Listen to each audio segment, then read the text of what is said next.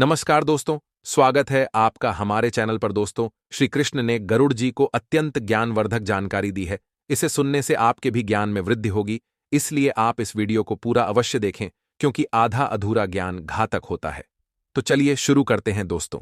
एक बार गरुड़ जी, जो भगवान विष्णु के वाहन हैं, वे अपने मन में शंका लेकर भगवान श्री कृष्ण के पास द्वारका में आते हैं। अपने प्रिय वाहन गरुड़ को देखकर भगवान श्री कृष्ण प्रसन्न होकर उनका स्वागत करते हैं और कहते हैं, हे द्वारका में तुम्हारा स्वागत है। तुम्हारे आने से मुझे बड़ी प्रसन्नता हुई है। निसंदेह तुम्हारे आने का कोई विशेष कारण होगा। बताओ, किस प्रयोजन से तुम यहां पधारे हो। गरुड़ जी भगवान को प्रणाम करते हुए कहते हैं, हे प्रभु, आप तो सर्वज्ञ हैं। इस पूरे संसार में कुछ भी आपसे छिपा नहीं है। मैं आपके पास एक शंका लेकर आया हूं, जिसका समाधान केवल आप ही कर सकते हैं। भगवान श्री कृष्ण हंसते हुए कहते हैं, हे पक्षीराज, तुम्हारी जो भी शंका हो, निसंकोच होकर पूछ लो। तुम्हारी हर शंका और समस्या का समाधान करना मेरा कर्तव्य है। गरुड़ जी गंभीर स्वर में कहते हैं, हे प्रभु, मेरा प्रश्न यह है कि जब कोई जीव मृत्यु को प्राप्त होता है, तब वह अपने साथ क्या क्या चीजें लेकर जाता है, और मृत्यु के बाद उस प्राणी से जुड़ी कौन कौन सी वस्तुओं का उपयोग अन्य लोगों को नहीं करना चाहिए। भगवान श्री कृष्ण ने विचारपूर्ण स्वर में कहा, गरुड़, तुम्हारा प्रश्न अत्यंत महत्वपूर्ण है। इस संसार में जो जन्म लेता है, उसकी मृत्यु निश्चित होती है। मनुष्य इस संसार में खाली हाथ अवश्य आता है, किंतु जब उसकी मृत्यु होती है तो वह अपने साथ 5 चीजें लेकर जाता है। और यह भी सत्य है कि जीवित मनुष्य को मरे हुए व्यक्ति की 3 चीजों का उपयोग कभी नहीं करना चाहिए। तुम्हारे इन दोनों प्रश्नों का उत्तर देने से पूर्व मैं एक ब्राह्मण और 5 प्रेतों की कथा सुनाता हूं, जिससे तुम्हारे सभी प्रश्नों का समाधान हो जाएगा। इस कथा को ध्यान से सुनना, क्योंकि इसके माध्यम से मानव जीवन के गढ़ रहस्यों को समझा जा सकता है। इस कथा का श्रवण करने पर मनुष्य के कोटि कोटि पाप नष्ट होते हैं, इसलिए इस कथा का तुम प्रचार करो। गरुड़ जी ने श्रद्धा से कहा, हे प्रभु, मैं ध्यानपूर्वक आपकी कथा सुनने के लिए तैयार हूं। कृपया मुझे वह पवित्र कथा सुनाएं। फिर भगवान श्री कृष्ण ने गरुड़ जी को वह कथा सुनानी शुरू की। हे गरुड़, एक समय की बात है। मध्य देश में देव शर्मा नाम का एक गरीब ब्राह्मण रहता था। वह अत्यंत गुणवान और शास्त्रों में पारंगत था। उसने वेद और शास्त्रों का बड़े गहराई से अध्ययन किया हुआ था, किंतु वह अपने ज्ञान का कभी दुरुपयोग नहीं करता था। उसने कभी अपने ज्ञान का उपयोग धन कमाने के लिए नहीं किया। अत्यंत गरीब होकर भी वह भिक्षा मांगकर ही अपना गुजारा चलाता था। फिर एक दिन वह ब्राह्मण वन में तपस्या करने के लिए जाने का विचार करता है। वह ईश्वर का ध्यान करने के उद्देश्य से वन में विचरण करने लगा। ब्राह्मण जिस वन में प्रवेश करता है, उसका नाम विपिन वन था। यह वन अत्यंत भयानक और डरावना था, जिसके बारे में दूर दूर तक लोग चर्चा किया करते थे। इस वन में प्रवेश करने की हिम्मत बहुत कम लोग कर पाते थे, क्योंकि वहां का वातावरण ही भय से भरपूर था। विपिन वन में ऊंचे ऊंचे पेड़ थे, जिनकी शाखाएं इतनी घनी थीं कि सूर्य की किरणें भी नीचे तक नहीं पहुंच पाती थीं। इनमें से कुछ पेड़ प्राचीन काल से खड़े थे, जैसे महावृक्ष, जिनकी विशाल जड़ें जमीन से बाहर निकलकर हर दिशा में फैली हुई थी। वहां पर वट वृक्ष और अश्वत्थ जैसे वृक्षों की भरमार थी, जो अपने नीचे किसी को भी दबा सकते थे। इस भयंकर वन में मांडव और शमी जैसे पेड़ भी थे, जिनके पास से गुजरते हुए लोगों के रोंगटे खड़े हो जाते थे। इन वृक्षों की शाखाएं मुड़ी तुड़ और विकृत थीं, और उन पर अक्सर अजीब से जीव लटके रहते थे। वहां उगने वाले पौधे भी डरावने थे। विस्कांभा साधारण नहीं थे। यहां काले पंखों वाले उल्लू दिन में भी विचरण करते थे, जिनकी भयानक आवाजें हवा में गूंजती थीं। जंगली भेड़िए अपने शिकार की तलाश में हमेशा घूमते रहते थे, और उनकी आंखें अंधकार में चमकती थीं। काले धब्बों वाले तेंदुए और हिंसक भालू भी यहां आम थे। पक्षियों में शकुनी नामक गिद्ध और काली मैना पेड़ों पर बैठे दूर से आए लोगों को आतंकित करते थे। विपिन वन का सारा वातावरण ही अत्यंत रहस्यमय और डरावना था, जहां हर कदम पर मृत्यु का भय मंडराता रहता था। और चलते चलते वह एक अत्यंत प्राचीन वृक्ष के पास पहुंच जाता है। वह देखता है कि उस वृक्ष के नीचे 5 पिशाच खड़े हुए हैं। वे सभी पिशाच उस जंगल से गुजरने वाले मनुष्यों का भक्षण करते थे। कोई भी मनुष्य उस मार्ग से जाता तो वे उसे पकड़कर खा लिया करते थे। पिशाच होने के कारण उनके अंदर अंदर धर्म का कोई अंश नहीं था। वे अत्यंत पापी और दुराचारी थे। वे किसी पर भी कभी दया नहीं करते थे। जब वह ब्राह्मण उस वृक्ष के पास आता है तो वे पिशाच एक दूसरे से कहने लगते हैं, अरे वाह, देखो भाई, हमारे लिए अपने मन में शंका लेकर भोजन आ रहा है। भगवान श्री कृष्ण के पहले मैं ही इस ब्राह्मण को खाऊंगा। अपने इसका वाहन गरुड़ को देखकर भगवान यह ब्राह्मण केवल सात्विक भोजन उनका स्वागत करते हैं, इसलिए इसके शरीर में हे द्वारका में प्रकार के रोग नहीं होंगे। तुम्हारे आने से कीड़े और कृमि भी नहीं होंगे। निस्संदेह तुम्हारे आने का कोई विशेष कारण होगा। हाँ, बताओ किस प्रयोजन से? दूसरा पिशाच कहता है, इस ब्राह्मण का भक्षण तो मैं ही करते हुए कहते हैं। आज कई दिनों के पश्चात शिकार हाथ लगा है। इस प्रकार से वे पिशाच भी आप उस ब्राह्मण को खाने के लिए आगे आपके पास एक शंका लेकर, लेकिन जब वह ब्राह्मण उनका समाधान केवल आप ही कर सकते हैं, तो वह बिल्कुल भी भयभीत भगवान श्री कृष्ण हंसते हुए, वह ब्राह्मण भगवान विष्णु का परम भक्त था। तुम्हारी जो और वह हर समय श्री हरि का नाम जपता रहता। तुम्हारी हर शंका और समस्या का समाधान कोई भय नहीं लगता था। गरुड़ उन पिशाच को देखकर भी ब्राह्मण भयभीत नहीं हुआ। मेरा प्रश्न यह पिशाच की ओर देखते जब कोई जीव मृत्यु को प्राप्त होता है और तब वह अपने साथ क्या-क्या चीजें लेकर नमस्कार है और मृत्यु के ब्राह्मण का उस प्राणी से जुड़े कौन-कौन सी वस्तुओं का पिशाच हैरान अन्य लोगों को नहीं करना चाहिए। विष्णु भक्त ब्राह्मण के सानिध्य से विचार के अंदर से सा का भाव नष्ट हो जाता है। तुम्हारा आश्चर्यचकित महत्वपूर्ण उस ब्राह्मण की ओर इस संसार में जो जन्म लेता है ब्राह्मण से उसकी मृत्यु निश्चित होती है। हे महात्मा, मनुष्य इस संसार में खाली इस वन में अकेले क्यों भटक रहे हैं? किंतु जब उसकी मृत्यु पिशाच को देखकर तो वह आपको जरा सा भी 5 चीजें लेकर जाता है। बड़े बड़े शूरवीर यह भी सत्य है, हम पिशाच को जीवित मनुष्य को मरे हुए व्यक्ति की 3 चीजों का उपयोग डर कर भागने नहीं करना चाहिए। किंतु आपके मन में इन दोनों प्रश्नों का भय दिखाने से पूर्व मैं एक सानिध्य में आने पर हमारी कथा समाप्त हो चुकी, जिससे तुम्हारे सभी प्रश्नों का समाधान भोजन समझकर प्रसन्न हो रहे थे और आपको खाने वाले थे। क्योंकि इसके बाद ब्राह्मण कहता है, मानव जीवन के गाढ़ रहस्यों मुझे आपसे बिल्कुल भी भय नहीं लग रहा। इस कथा का श्रवण क्योंकि मैं जानता हूं मनुष्य के हमेशा मेरे पाप नष्ट होते हैं और उनकी इच्छा के बिना इस कथा का प्रचार नहीं हिलता। गरुड़ जी, यदि मेरी मृत्यु आप पिशाच के द्वारा ही होनी है, मैं ध्यानपूर्वक यह कथा सुनने के लिए तैयार हूँ। प्रभु ने मेरे भाग्य में जो भी लिख दिया है कथा सुना, मुझे वह मंजूर है। फिर भगवान श्री कृष्ण ने खाने से गरुड़ जी को वह कथा सुनानी शुरू की, तो मैं इसे मेरा सौभाग्य समझा। एक समय की बात है, इस संसार के प्रत्येक प्राणी को देव शर्मा नाम का एक गरीब ब्राह्मण करना ही प्रत्येक अत्यंत गुणवान और शास्त्रों में पिशाच भी ईश्वर द्वारा ही वेद और शास्त्रों का बड़े गहराई मैं आपकी निंदा भला कैसे कर सकता हूँ? किंतु वह ब्राह्मण के ऐसे वचन सुनकर वे सभी पिशाच आश्चर्य कभी अपने ज्ञान का उपयोग उस ब्राह्मण का मानने लगते नहीं किया। हे ब्राह्मण, गरीब होकर भी आप वह के वचन अत्यंत सुंदर अपना गुजारा, जिन्हें सुनकर ही हमारी एक दिन वह ब्राह्मण हम वन में तपस्या करने के लिए जाने का कृपया आप हमें बताइए, वह ईश्वर का ध्यान करने के किस कारण से आप वन में विचरण कर रहे हैं? ब्राह्मण जिस वन में प्रवेश करता है मेरा नाम देव शर्मा है और मैं प्रभु की भक्ति करने के लिए इस वन में उचित स्थान खोज रहा था, जिसके बारे में दूर दूर देखकर लगता है कि आप बहुत कष्ट वन में प्रवेश। मुझे बताइए कि किस कारण से आपको पिशाच बना पड़ा, क्योंकि वहां का यदि मैं आपकी कोई सहायता कर सकता हूं तो आप अवश्य कहें। विपिन वन में अपने सामर्थ्य के अनुसार जिनकी शाखाएं हो सके मदद अवश्य। सूर्य की किरणें भी ब्राह्मण की बातें सुनकर सभी पिशाच सुनने से कुछ पेड़ और कहने काल से खड़े थे। हे जैसे महाश्रेष्ठ, आपको बार-बार जड़ें जमीन से बाहर हम सभी पिशाच हर दिशा में फैलने के कारण ही बने। वहां पर हमने हमारे पितरों का अपमान वृक्षों की भरमार, इसी कारण से जो अपने हमें यह पिशाच योनि प्राप्त हुई है। इस भयंकर न जाने कब हमें इस पिशाच के शरीर से छुटकारा मिलेगा, जिनके हमने मनुष्य रहते हुए भी बहुत लोगों के रोंगटे खड़े और पिशाच बनकर तो हमने अनगिनत पाप किए हैं। कितने ही निर्दोष मनुष्यों और प्राणियों को हमने मारकर खाया, अजीब से। इसीलिए हमें ऐसा लगता है कि वहां उगने वाले पौधे भी डरावनी नहीं मिलेगी। विस्काम्भा ब्राह्मण साधारण नहीं। हे पिशाच, यहाँ काले आपकी व्यथा को उल्लू दिन में भी विचरण, कृपया आप मुझे बताइए की भयानक किस प्रकार से आप हवा में दिला सकता हूँ।